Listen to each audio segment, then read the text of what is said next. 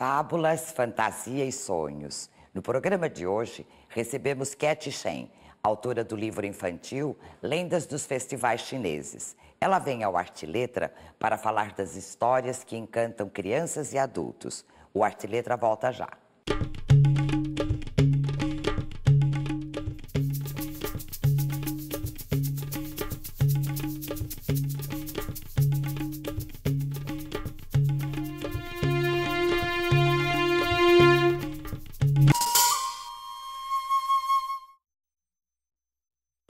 Olá, Cat. Obrigada por sua presença. Obrigada pelo convite, professora. Você já tem outros livros infantis escritos, né? Além desse que nós estamos aqui apresentando. Como é que foi essa ideia de começar a escrever para crianças? Como professora de língua e literatura chinesa para crianças, eu contava muitas histórias para elas. E eu comecei a escrever, e como a maioria eram brasileiras, eu comecei a escrevê-las para que elas pudessem levar para casa e compartilhar com suas famílias. Como assim? Você contava as histórias para elas? E elas não conseguiam recontar para os pais, então elas levavam fragmentos das histórias e os pais não entendiam o contexto da história. Então eu comecei a escrevê-las e eles levavam para casa e aí o pai podia entender por que eles estavam fazendo aquilo em casa. E muitos desses registros deram origem a esse livro. Que interessante. Quer dizer, por esse cuidado seu, né, de passar a informação para os pais entenderem a história, acabou resultando nesse livro tão bonito. Você é professora de mandarim, né? Como você falou agora, que é professora de cultura chinesa para crianças. Você tem ascendência chinesa, não é? Conta um pouco sobre o seu trabalho. Os alunos que você tem são chineses também aqui no Brasil ou não? Atualmente, a maioria deles são brasileiros, porque os chineses, a comunidade chinesa mantém escolas chinesas, então os filhos descendentes vão para essas escolas. E hoje eu atendo a maioria brasileiros. E crianças de que idade, assim? Na faixa dos 5 aos 10 anos. E como é a recepção? Eles aprendem com uma certa facilidade? Muita facilidade. E as aulas são muito lúdicas, então elas se envolvem. Então, e não é uma aula de que você senta, tradicional, que você senta e vai aprender a ler, escrever. Mas eu dou a aula através da cultura, que vai servindo de fio condutor para apresentar a cultura e a língua propriamente dita. E fica mais na oralidade ou chega a um ponto que eles conseguem escrever também? Nesse primeiro momento é mais na oralidade. E já aproveita transmitindo a cultura, não é? Que é o mais importante. Quando você era criança, isso é uma curiosidade que a gente tem, os seus pais contavam lendas para você? Minha mãe contava várias lendas, falava dos festivais, contava lendas da região de onde ela morava e as principais lendas chinesas. De que local eles eram? Ou de que local você é da China? Meus pais são de Taiwan, só que a cultura ela é chinesa, então ela vem da China, seja da continental, de Taiwan, é uma só. Como é que foi eu sei que você viajou bastante, né, depois que você esteve aqui no Brasil. Como é que foi essa sua volta para a China, depois de adulta? Porque você veio para cá muito cedo, não é? Sim, eu vim para cá com 5 anos e eu voltei 2 vezes, só que por um período muito pequeno. Então, em 2002, eu fiz uma longa viagem e quando fui chegando perto da Ásia, assim, você começa a encontrar suas raízes, parece que ele vibra dentro de você. E foi aí que eu acabei voltando para o Brasil e comecei a dar aula de chinês para crianças. E isso que te inspirou você se voltar assim para transmitir a cultura chinesa, a produção desses livros? Sim, eu acho fascinante aprender. Eu sempre gostei muito de línguas, culturas, e acho fascinante poder conhecer uma outra cultura, porque ela abre seus horizontes e te dá uma outra dimensão para as nossas experiências. Nossa, e as crianças receberem isso é uma bênção mesmo, não é? Sim. Você já tem os 2 livros anteriores publicados, né? Que é o Nian, que conta a lenda de um monstro, né? Cujo nome é esse mesmo, Nian, e os 3 Tesouros, que também é uma lenda chinesa. Eu gostaria que você falasse um pouquinho sobre essas outras publicações suas, ou sobre o Nian. O Nian é um trocadilho que os chineses fazem, porque é o mesmo som para ano e um monstro.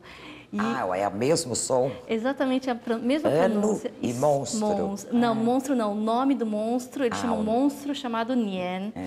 E conta exatamente a história do Ano Novo chinês.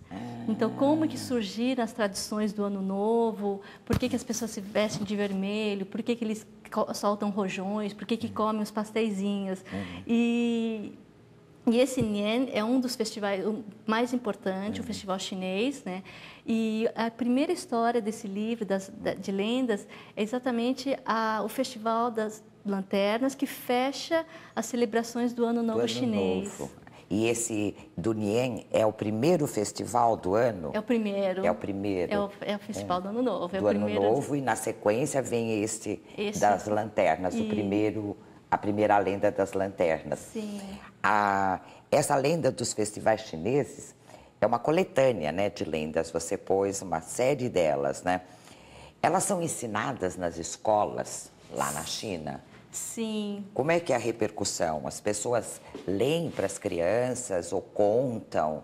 É uma tradição oral? Como é que é? Essas lendas são tradições orais e como os chineses até hoje celebram esses festivais, na ocasião dos festivais, as professoras contam para as crianças, as famílias contam para as suas crianças. Contam, as famílias mesmo, na oralidade vão passando essas histórias. Sim. Mas nas escolas, isso faz parte da cultura chinesa, né? Nas escolas são ensinadas também as lendas? São ensinadas as lendas e as tradições, o que fazemos, e fazemos muitas atividades para celebrar, como workshop artísticas mesmo. No Festival das Lanternas, por exemplo, as crianças constroem as suas lanternas. Elas mesmas constroem? Sim, e elas saem às ruas segurando suas lanternas. Os festivais chineses, isso você fala um pouquinho na sua introdução, eles estão muito ligados às festividades próprias da agricultura, né, do plantio, da colheita, e estão ligados também às mudanças de lua, né? Sim. Qual é essa relação? Por que essa ligação com a lua? É a contagem do tempo? Como é que é? A China tem uma tradição de quase 5.000 anos de sociedade agrícola. Então, não é de espantar que todos esses festivais, eles tiveram origem nos ritos de celebração do plantio, das estações do ano e da colheita.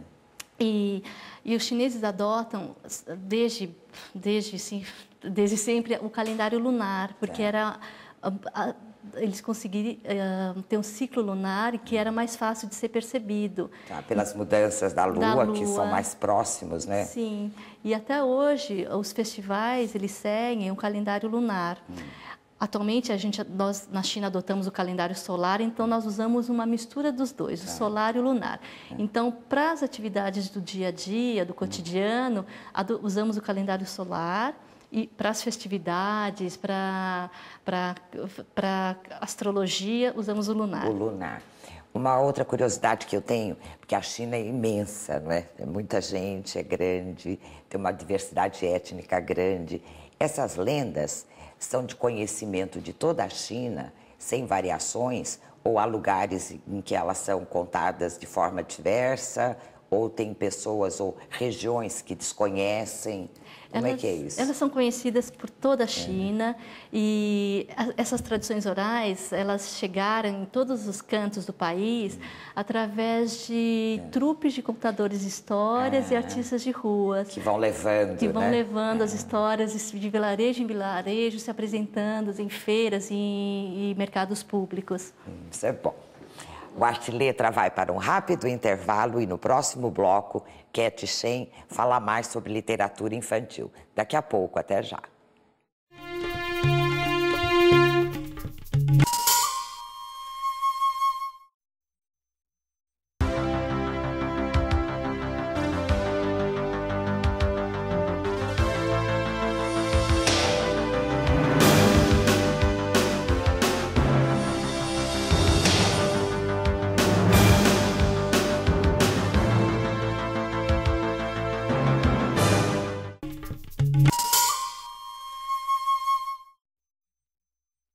O Arte e Letra está de volta com a escritora Cat Shen. Cat, o seu livro traz histórias, né, que surgiram há quase 3.000 anos na China. Você considera que essas fábulas, essas histórias, continuam ainda atuais? Qual é a mensagem que elas trazem? Elas continuam bastante atuais, porque todas essas histórias, elas sofreram uma grande influência do confucionismo, que há mais de 2.000 anos definiu as regras de conduta para uma sociedade mais capaz, culturalmente desenvolvida e preocupada com o bem-estar comum. E todas as histórias, elas trazem as 5 virtudes tradicionais chinesas. A primeira... que foram desenvolvidas e mostradas ao povo pelo filósofo Confúcio. Sim. Isso. Para a gente esclarecer um pouquinho, né? A história do Confúcio. E o Confúcio, ele definiu as 5 grandes virtudes das pessoas. A primeira é a benevolência. O que é a benevolência para ele? É o amor e a compaixão das pessoas pelo próximo e a vontade de ajudar e não fazer mal às pessoas. A segunda virtude é a integridade moral. Essa integridade moral, ela se refere ao pensar e ao agir. Então, é um ato racional de você ter um autocontrole para resistir às tentações e também a firmeza para cumprir com seus deveres. Maravilha. E a terceira virtude é as boas maneiras. O que os chineses consideram boa maneira? É a devoção filial, que é a devoção dos filhos para os pais, para os mais velhos. A submissão fraternal, que é o respeito pelos irmãos mais velhos, e cada um tem o seu lugar dentro da família. Então, o respeito à hierarquia, então isso expande para um círculo social, não só dentro da família, e a modéstia. Nossa, virtudes fantásticas, não? Sim, a quarta virtude é a sabedoria. A sabedoria é o conhecimento inato das pessoas para julgar o que é certo e o que é errado. E Confúcio acreditava que a sabedoria ela poderia ser moldada e você precisaria praticar essas virtudes morais para desenvolver a sabedoria, e sem o qual não poderia existir o senso de ética e moral. E essas lendas, cada uma delas privilegia uma dessas virtudes? Ou trata de mais de uma delas? Trata de todas elas num maior grau ou menor grau. E de uma forma assim, não didática, vamos dizer. Contando a lenda, contando a história, a ação das personagens é que mostram a existência e a presença dessas virtudes. Sim. Deu para sentir na leitura, né, o trabalho como essas virtudes são mostradas para as crianças. Através do exemplo. Através do exemplo. E a última virtude, desculpe, é a lealdade, que seria a lealdade aos princípios e às pessoas. E isso envolve o pensar e o sentir. Nossa. Além de tudo, as ilustrações estão tão bonitas, né? É da Eliana Bianco Alves. Como é que ela conseguiu? Você teve alguma participação na produção dessas ilustrações? Nós fizemos o trabalho juntas, a gente conversou muito durante o trabalho de ilustração. Então, eu forneci para ela as referências iconográficas para que nós pudéssemos transmitir para as crianças a iconografia fiel ao que é. Então, o tipo de vestimenta, a estampa, a roupa da época, os adereços, decoração. E nós também quisemos apresentar um pouquinho sobre da pintura chinesa do século XV, XVI. E ela aparece de uma forma muito sutil nesse livro. Eu tenho uma pintura que está aqui no texto e que ela tem como um quadro no fundo, uma janela, né, de uma casa onde estão os dois chineses. E você diz que essa pintura é do século... XVI. Como é que vocês fizeram para trazer esse pedacinho aqui? Nós fomos buscar, tem uma biblioteca chinesa na Liberdade, e ele tem um livro de uma coleção de pinturas do século XV, XVI, e nós escolhemos algumas pinturas, e essa ilustração ela vem de uma dessas pinturas. Nós a escaneamos e tratamos para encaixar no livro.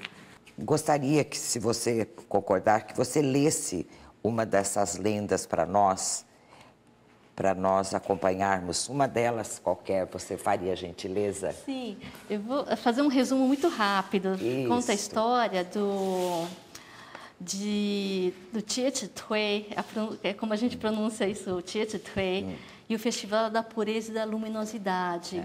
Ele fala de um duque que ele exilou os filhos em prol do filho da sua concubina, e esses filhos eles foram para as montanhas com um grupo de fiéis partidários. Só que eles encontraram uma situação muito difícil, o inverno era muito frio, a comida era muito escassa. E, aos poucos, as pessoas foram abandonando esses dois príncipes. E, só que, no final, sobrou só o príncipe e essa pessoa, esse oficial chamado Jie Zhi Tui. E um dia o príncipe estava muito fraco, ele falou, olha, acho que eu não vou sobreviver, volta para sua casa e volta para sua vida, né? E o Jie Zhi Tui, ele estava cumprindo, a obrigação dele era acompanhar o seu chefe. E o que ele fez? Ele foi para a floresta, não tinha encontrado comida, e ele cortou um pedaço da sua própria carne para fazer um ensopado para o seu chefe. E ele recuperou a saúde e conseguiu formar um exército e voltou e retomou o reino. Nossa, isso tá a lealdade, a amizade, exatamente, a responsabilidade. Então, todas essas virtudes aí embutidas numa história que para as crianças deve ser assim bem motivadora, não é? Eu acredito que sim. Agora, Cat, sabe, eu gostaria de mostrar para você como o trabalho com leitura com as crianças pode incentivar essas crianças a produzir, a ter um gosto pela leitura. Você e o público vão assistir agora a uma pequena reportagem.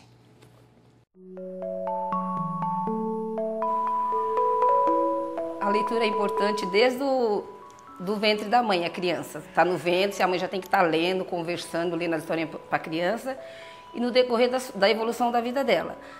O projeto surgiu a partir do momento que eu faço a roda de leitura com as crianças se interessando pelos livros, pelas histórias. O que eu achei? Que esse projeto estava muito fechado aqui dentro da unidade, né, do CEI. Então, eu resolvi ampliar esse projeto e levar para os pais também participarem junto com os filhos.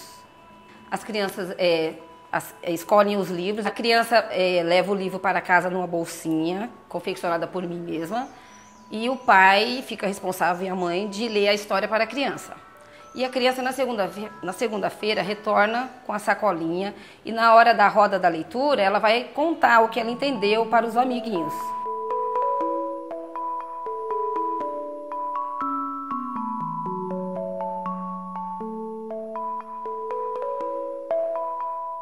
Eles ficam mais criativos, eles interagem mais com os amigos, socializam, eles ajudam mais e eles brincam muito mais, ficam muito mais alegres, porque eles ficam na expectativa. Ah, que livro que eu vou escolher, professora? Que dia que eu vou levar outra sacolinha? Eu tenho muito material, como vocês perceberam. Então, o que eu resolvi fazer? Compartilhar essas experiências e essas práticas, criando um blog, onde eu posto as atividades, as brincadeiras, tem vários jogos que eu faço também para as crianças, para que outras pessoas, outras estudantes que estão iniciando a carreira, possam ter esse contato e, a partir daí, também, né, começar a criar os materiais ou até fazer parecido. Essa é a intenção do blog.